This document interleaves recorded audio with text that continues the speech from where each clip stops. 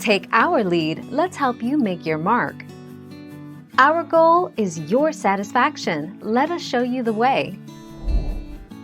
Benjamin Franklin. In 1758, American statesman and inventor Benjamin Franklin, along with John Hadley, a professor at Cambridge University, began experimenting with the refrigerating effects of certain liquids.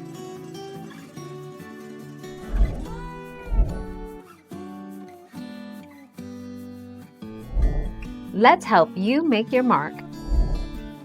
One way that buildings, from apartment buildings to townhouses and clubhouses, tried to remain cool was through the use of awnings. Similar to porches, awnings allowed for a room to be shaded from sunlight, thus keeping the interior cooler.